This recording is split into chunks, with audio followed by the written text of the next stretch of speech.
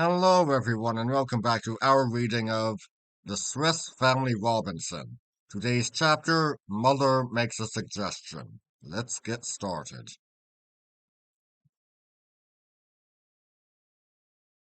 I won't spare you a description, said my wife, of our first day's occupations. Truth to tell, I spent the time chiefly in anxious thought and watching your progress and signals. I rose very early this morning, and with the utmost joy perceiving your signal that all was right, hastened to reply to it. And then, while my sons yet slumbered, I sat down and began to consider how our position could be improved.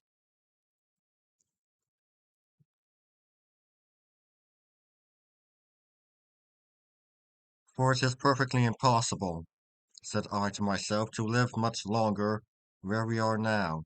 The sun beats burningly the lifelong day on this bare rocky spot. Our only shelter is this poor tent beneath the canvas, of which the heat is even more oppressive than on the open shore. Why should not I and my little boys exert ourselves as well as my husband and Fritz? Why should not we too try to accomplish something useful? If we could but exchange this melancholy and unwholesome abode for a pleasant, shady dwelling place, we should all improve in health and spirits among those delightful woods and groves where Fritz and his father saw so many charming things. I feel sure there must be some little retreat where we could establish ourselves comfortably. There must be, and I will find it.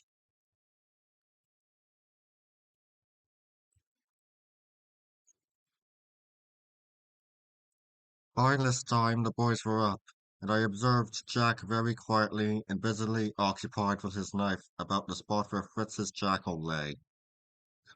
Watching his proceedings, I saw that he had cut two long narrow strips of the animal's skin, which he cleaned and scraped very carefully, and then taking a handful of large nails out of his pocket, he stuck them through the skin, points outward, after which he cut strips of canvas sailcloth twice as broad as the thongs, doubled them and laid them on the raw side of the skin, so as to cover the broad, flat nail heads.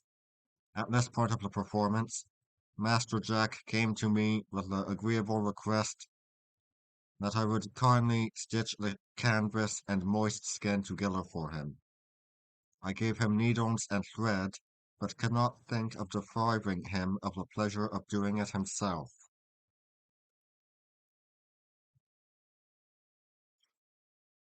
However, when I saw how good-humoredly he persevered in the work with his awkward, unskilled fingers, I took pity on him, and conquering the disgust I felt, finished lining the skin dog collars he had so ingeniously contrived.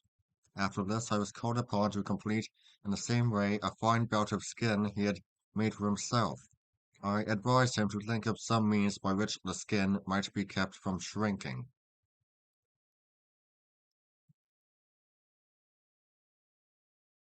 Ernest, although rather treating Jack's manufacture with ridicule, proposed a sensible enough plan, which Jack forthwith put into execution. He nailed the skin stretched flat on a board and put it in the sun to dry.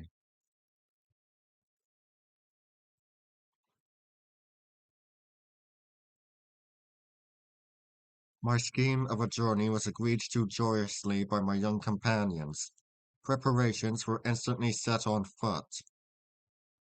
Weapons and provisions were provided, the two elder boys carrying guns, while they gave me charge of the water flask and a small hatchet.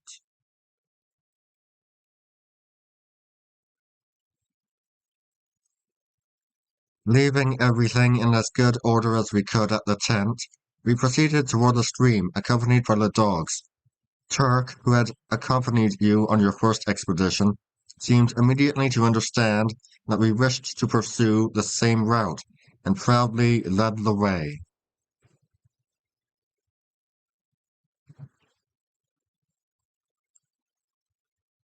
As I looked at my two young sons, each with his gun, and considered how much the safety of the party depended on these little fellows, I felt grateful to you, dear husband, for having acquainted them in childhood with the use of firearms.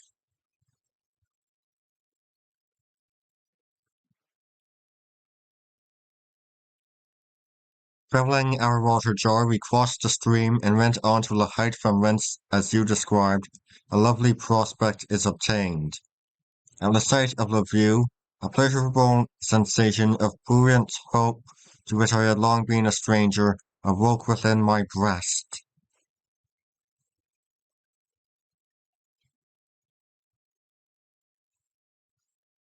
A pretty little wood in the distance attracted my notice, particularly, and thither we directed our course, but soon finding it impossible to force our way through the tall, strong grass which grew in dense luxuriance higher than the children's heads, we turned toward the open beach on our left, and following it, we reached a point much nearer the little woods.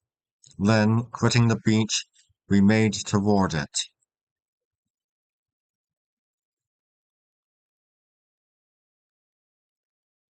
We had not entirely escaped the tall grass, however, and with the utmost fatigue and difficulty were struggling through the reeds, when suddenly a great rushing noise terrified us all dreadfully. A very large and powerful bird sprang upward on the wing.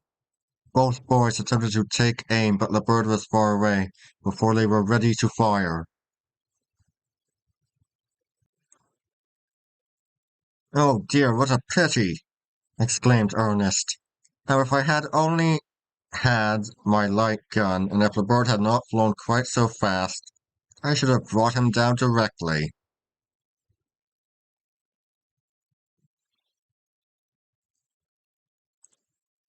"Oh, yes," said I. "No doubt you would be a capital sportsman, if only your game would always give you time to make ready comfortably."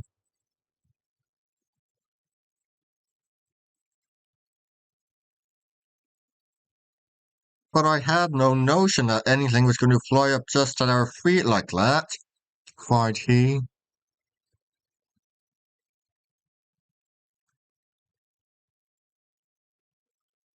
"A good shot," I replied, "must be prepared for surprises.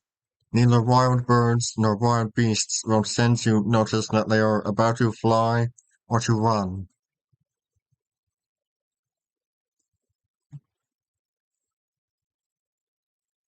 "What sort of bird can it have been?" inquired Jack.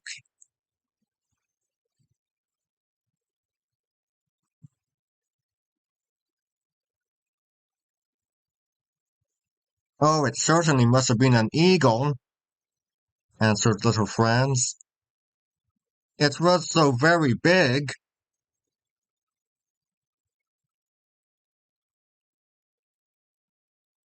"Just as if every big bird must be an eagle," replied Ernest in a tone of derision.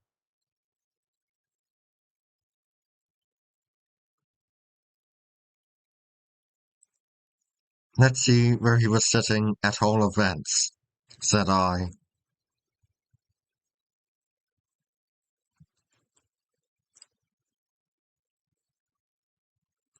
Jack sprang toward the place, and instantly a second bird, rather larger than the first, rushed upward into the air with a most startling noise.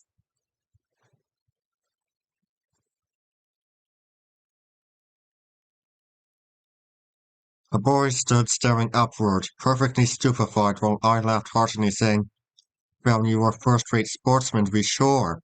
You certainly will keep my larder famously well supplied."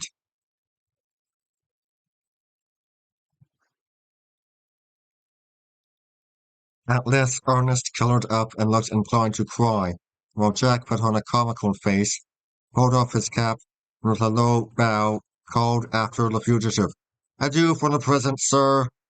I live in hopes of another meeting."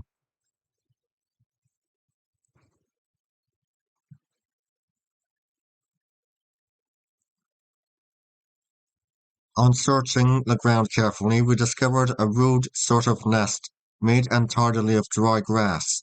It was empty, although we perceived broken eggshells at no great distance, and concluded that the young brood had escaped among the grass, which, in fact, we could see was waving at a little distance, as the little birds ran through it.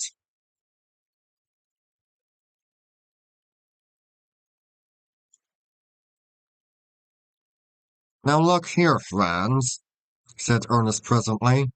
Just consider how this bird could by any possibility have been an eagle. Eagles never build on the ground. Neither can their young leave the nest and run as soon as they are out of the egg. That is a peculiarity of the gallinaceous tribe of birds alone, to which, then, these must belong. The species, I think, is indicated by the white belly and dull red color of the ring coverts which I observed in these specimens, and I believe them to be bustards, especially as I noticed in the largest the fine mustache-like feathers over the beak peculiar to the great bustard.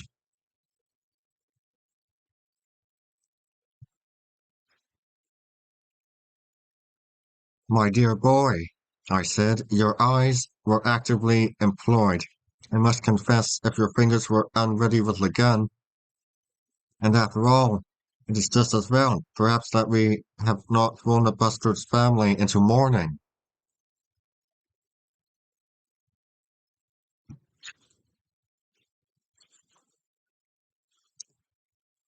Thus chatting, we at length approached my pretty wood. Numbers of birds fluttered and sang among the high branches, but I did not encourage the boys in their wish to try to shoot any of the happy little creatures. We were lost in admiration of the trees in this grove, and I cannot describe to you how wonderful they are, nor can you form the least idea of their enormous size without seeing them yourself.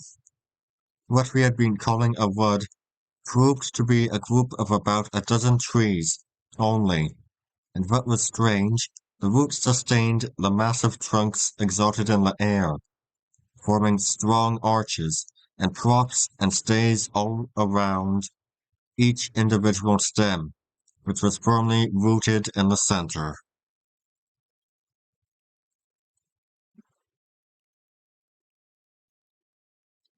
I gave Jack some trying, and scrambling up one of the curious open-air roots, he succeeded in measuring round the trunk itself, and made it out to be about 18 yards.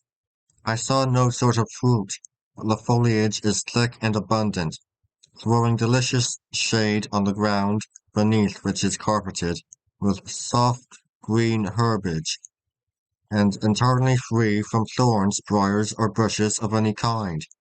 It is the most charming resting place that ever was seen, and I and the boys enjoyed our midday meal immensely in this glorious palace of the woods, so pleasing to our senses after the glare and heat of our journey thither. The dogs joined us after a while. They had lingered behind on the seashore, and I was surprised to see them lie down and go comfortably to sleep, without begging for food, as they do usually when we eat.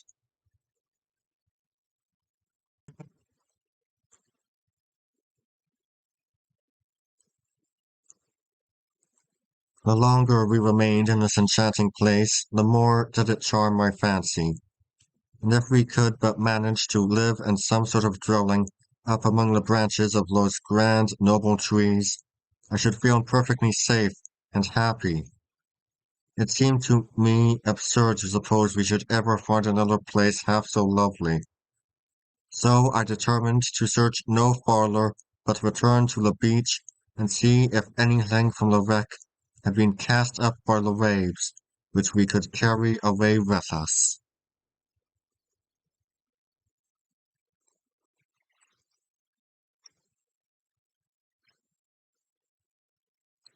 Before we started, Jack persuaded me to sit quietly a little longer and finish making his belt and the spike collars for the dogs, for you must know that the child had actually been carrying the board on which these were stretched all this time, so that they should get the full benefit of the sun.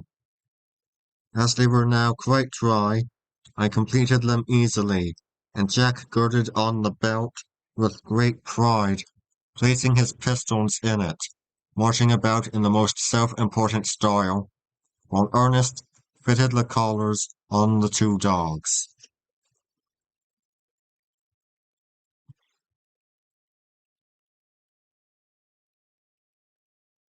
On reaching the shore, we found it strewn with many articles, doubtless of value, but all too heavy for us to lift.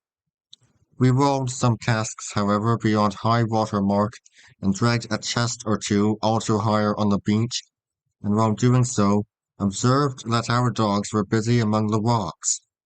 They were carefully watching the crevices and pools, and every now and then would pounce downward and seize something which they swallowed with apparent relish.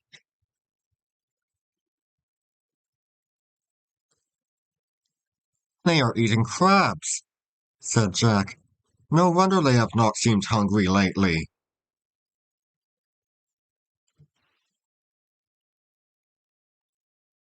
And sure enough, they were catching the little green crabs with which the water abounded. These, however, did not apparently entirely satisfy them.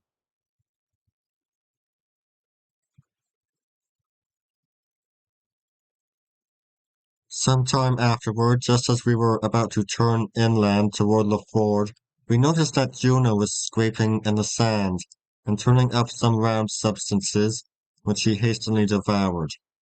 Ernest went to see what these were, and reported in his calm way that the dog had found turtles' eggs.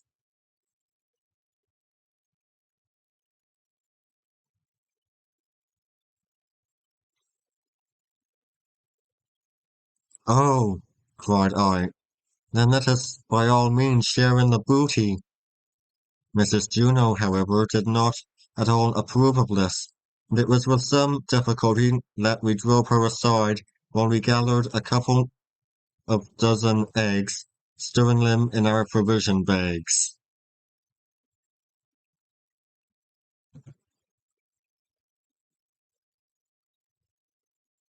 While thus employed, we caught sight of a sail which appeared to be merrily approaching the shore beyond the cliffs. Ernest declared it must be our raft.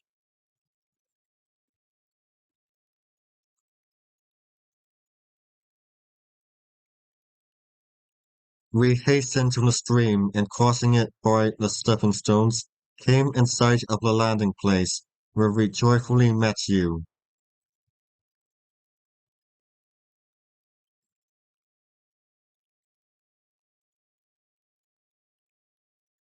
Now I hope you approve of the proceedings of our exploring party, and that tomorrow you will do me the favor of packing everything up and taking us away to live among my splendid trees.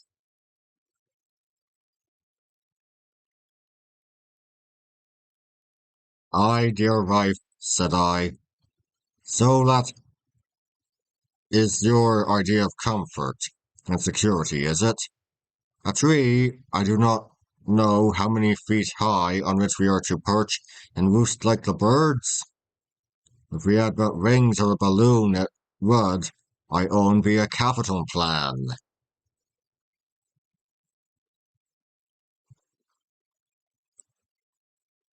"Laugh as much as you like," returned my wife. "My idea is not so absurd as you make it out. We should be safe up there from jackals, visits during the night, and I know I have seen at home in Switzerland quite a pretty arbor with a strong floor up among the branches of a lime tree, and we went up a staircase to reach it. Why could not we contrive a place like that, where we could sleep safely at night?"